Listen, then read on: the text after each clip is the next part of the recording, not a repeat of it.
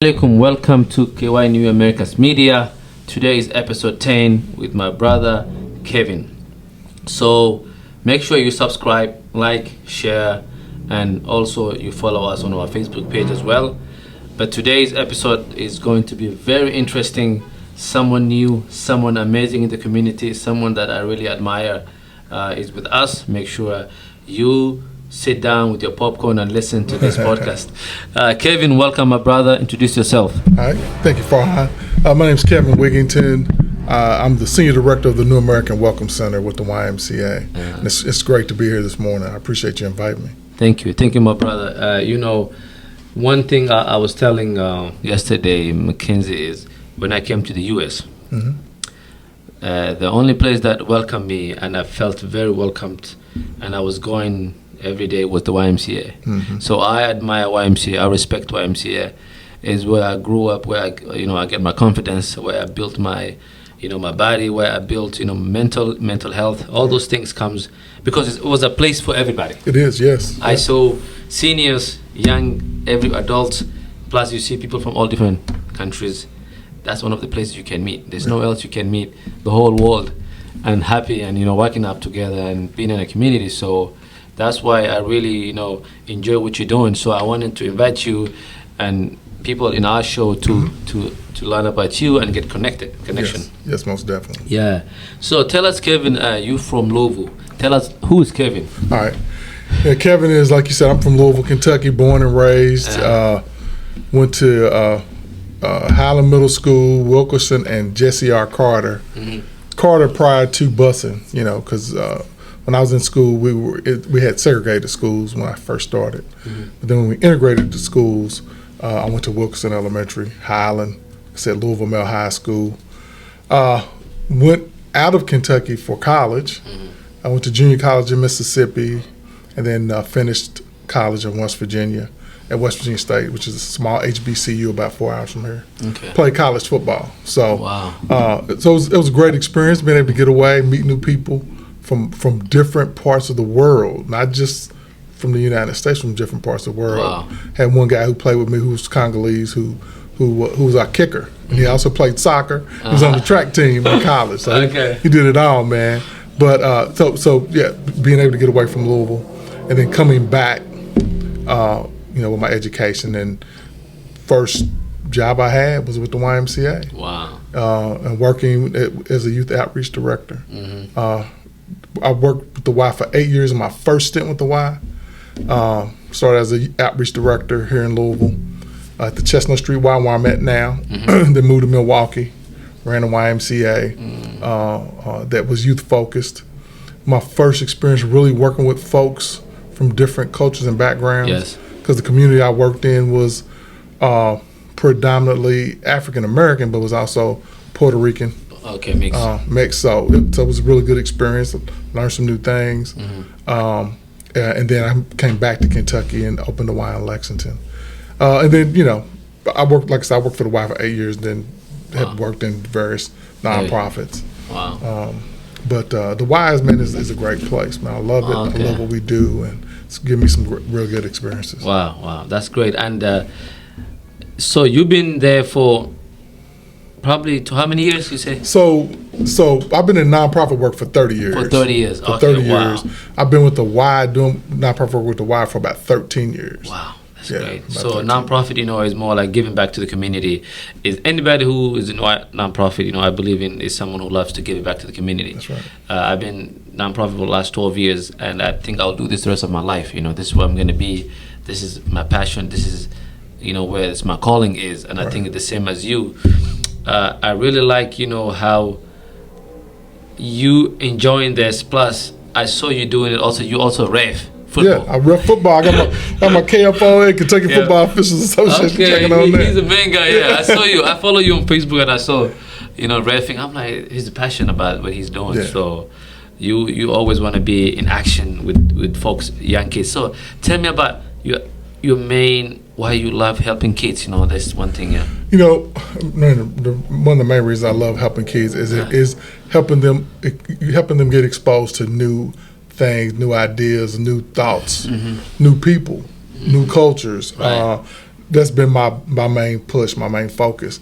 I talked about me playing college football. Well, Yes. I set out 2 seasons, and the 2 seasons I didn't play, I came back home and coached football at Male High School. Okay. And I was coaching the freshman football team. So I'm 20 years old, coaching 14-year-olds. Wow. But it was a really good experience because I knew I loved working with young people. Yes. I loved helping them learn themselves, learn their strengths, and overcome some of the weaknesses they had, or perceived weaknesses Yes. that they had. And I said, hey, I really like this kind of work. Let me continue this. And so, like I said, years later, I got an opportunity to work with the YMCA. Yes. It's great opportunity. One of my main things during that time was exposing young people in Louisville, especially African American young people, to HBCUs, or historically black colleges, because those are hidden gems in our communities. Yes. And so, I started out. I did a calendar that featured HBCUs. That kind of got me this job at the Y back in '93.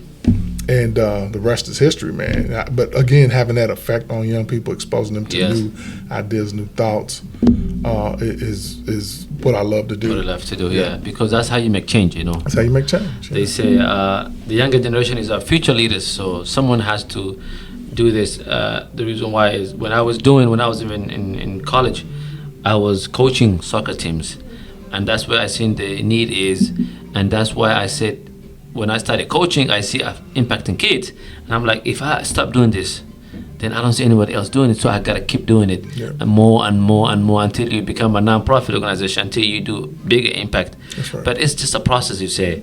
And so tell us a little bit about the New American Welcome Center, because that's why I'm excited. That's why I want to learn more. That's why I want the audience to learn, and you yourself.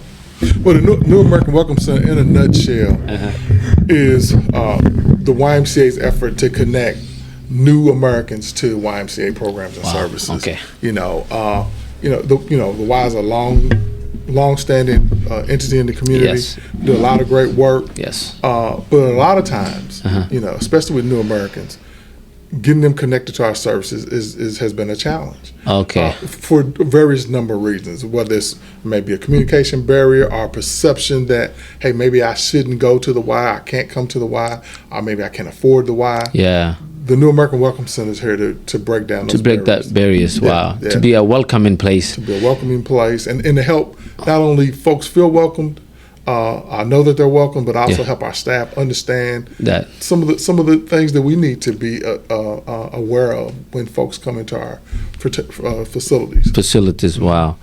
And that's really amazing, because as I said, I felt it was a welcoming center, but now we have an office that making sure that immigrants in Louisville have a place that someone they can call, or a place they can go and feel like they've been cared, because that name itself makes you that, hey, the YMCA has an office that specifically for new Americans, so where they can ask for resources, like, even our organization, it helps new Americans, but more like folks from Africa. And when we say we're working with Office of New American Center, it feels amazing, because they know we have that connection, and also it builds the community being together. But so what are some services that you guys provide in that office? Well, really the basic YMCA services, access to childcare, before and after school programs, our leadership and youth programs that we have, some of our new things, like early learning readiness program. But I think the main piece for me and for the Y, and what I saw coming in this position almost 3 years ago, was how we can be of service, how we can support. Not necessarily come in and say, hey, we're the Y, we can do this better than you, but how can we support and be there, organizations, and be there, not only people but other organizations, how we can work together as a group of individuals who are concerned and want to help people be strong in their communities. That's amazing. I'm a witness on that, because whenever Somali Center needs something, I call you, and you always have someone to help me out, and thank you for that. By always bringing resource to our organization and putting connection, and that feels that the gaps that the city needed, is organizations, big organization, to work with, other organizations to build up, because they say it takes a village to raise a child. It does. It does. Farhan, it's amazing, and you learn things over the years. Okay. When in my earlier career with the Y, one of the things that we wanted to do, we wanted to connect our young people, and this was in the 90s. We wanted to connect the young people we work with the continent of Africa. And so we had this program, our Rites of Passage program, and part of that Rites of Passage program was educating young people on history and culture. Okay. Well, one of the things that we wanted to do, we wanted to take a group of young people to Africa. To Africa, yeah. We didn't know where, and so I went to Atlanta. And a lot of folks don't know this. The YMCA is an international organization. And so that particular year was 1996. The African YMCAs, the Council of African YMCAs, met in Atlanta. Okay. I went to Atlanta and did a presentation and told folks what I wanted to do. And so 2 years later, we took 9 kids to Togo, West Africa.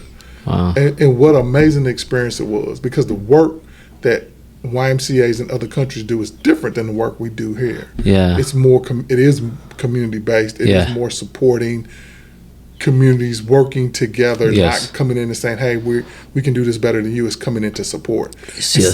So when I think about our New American Welcome Center, that's that concept. That's a good concept. Yeah, of being able to come in and help folks and to be sufficient.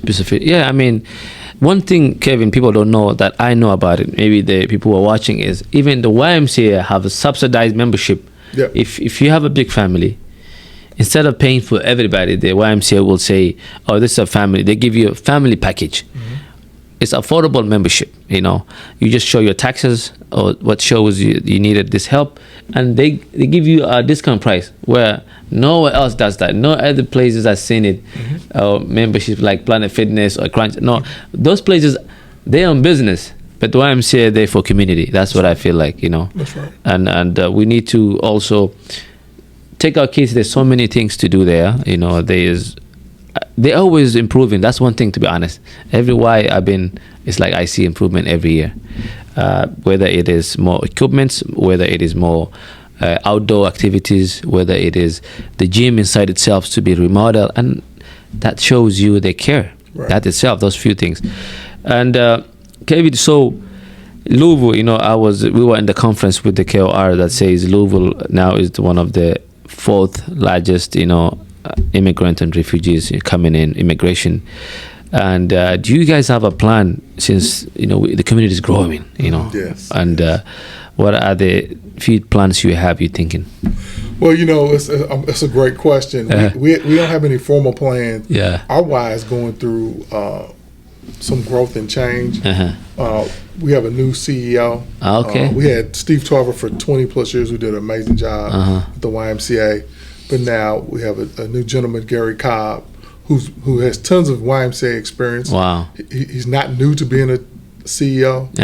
He's new to the community, but he's already come in here with some energy and some new ideas and some new thoughts. So still looking at how we can better serve the community. We have a Emily, which is Emerging Leaders Conference, in June, and one of those topics is going to be, it's actually more, is how the YMCA as an organization on a national level, how we're engaging new communities, new American communities, but how we can continue to do that, knowing that the type of growth that Louisville and other communities are experiencing with New America. So that's going to be one of the topips during that time. Yeah, that's amazing. I would love to attend as well that event. I saw it. Yeah, let me know. But the other thing is, when people came to this country, as an immigrant, one thing they don't understand is, do you understand what they're coming from? Do you understand what they're looking for? Do you understand what are the expectations? And those things come through by having conversations. That's right.